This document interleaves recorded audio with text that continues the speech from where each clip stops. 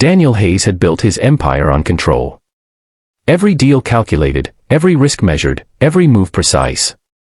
But nothing in his perfectly structured life had prepared him for the moment that shattered him, the accident that left his 6-year-old son, Ethan, unable to walk. The laughter that once filled their mansion turned into silence, broken only by the hum of machines and the quiet routines of care. Doctors had said it might be permanent. That word echoed in Daniel's mind every single night. He refused to accept it. If money could fix it, he would spend it. If technology could help, he would buy it.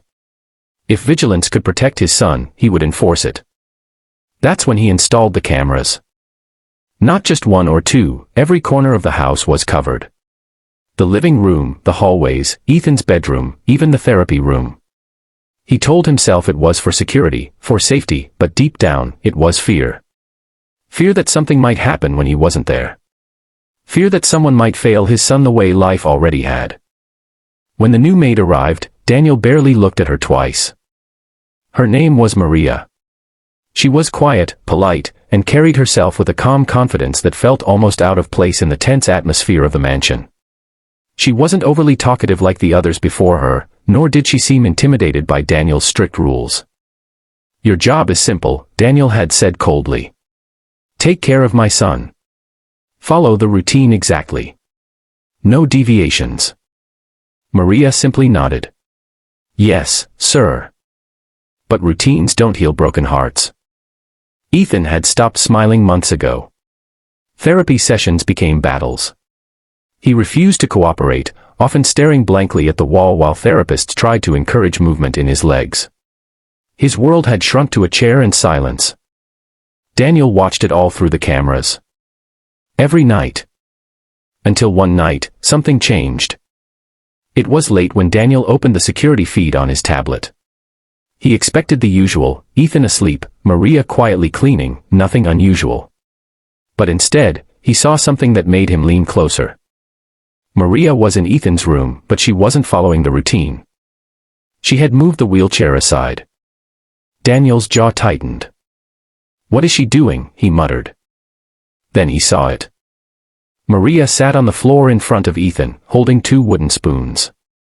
She tapped them gently against a metal bowl, creating a soft rhythm. Ethan watched her, confused at first, then curious.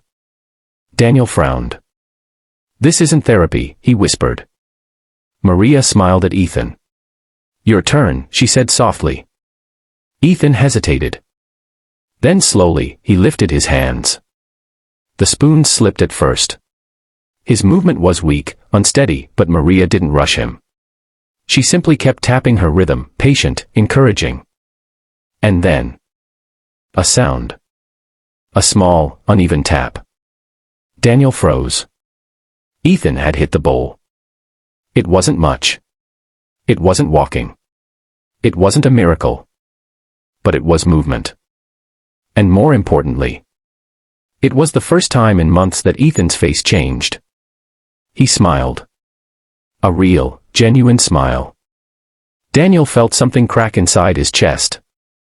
Night after night, he had watched doctors fail, therapists struggle, routines collapse, but here, in this unscripted moment, something real was happening. But then, doubt crept in. "What else is she doing?"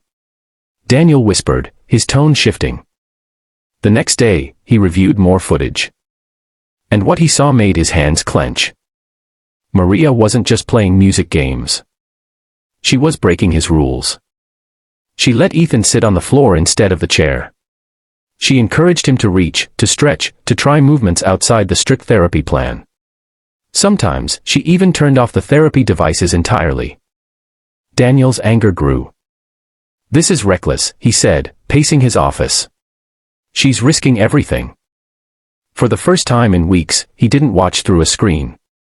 He walked in himself. The sound reached him before the scene did. Laughter. Ethan's laughter. Daniel stopped in his tracks. Slowly, he stepped into the living room. And there it was. Ethan sat on the floor, surrounded by metal bowls like tiny drums, holding those same wooden spoons. Maria sat beside him, clapping along, encouraging him. "Again," she said. Ethan raised his arms. Higher this time. Stronger. And he struck the bowl again. Daniel felt his breath catch. What is going on here? Maria looked up, startled. Ethan turned, and for the first time in months. Dad, he shouted. Not whispered. Not quiet.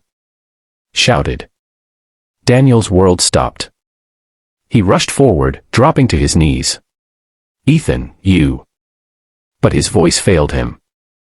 Maria stood quietly, unsure of what would come next. Daniel turned to her, his face hard again.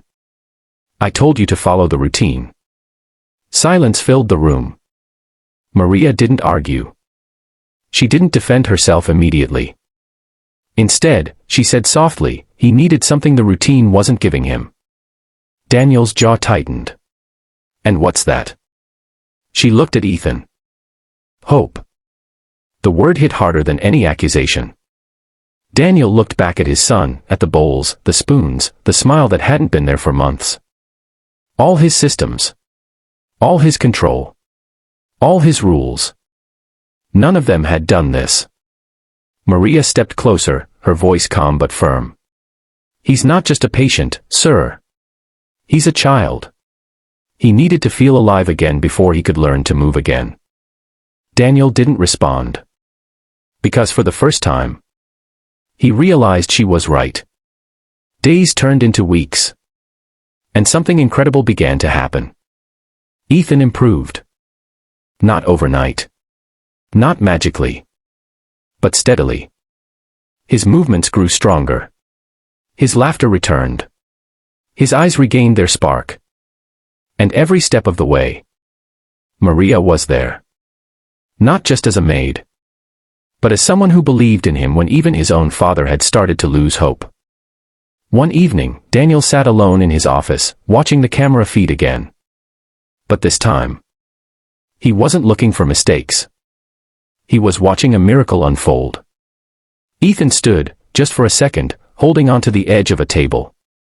Daniel's eyes filled with tears. A second. That's all it was. But it was everything. He walked into the room slowly. Ethan saw him. Dad. I did it. Daniel dropped to his knees, pulling his son into a tight embrace. I know, he whispered, his voice breaking.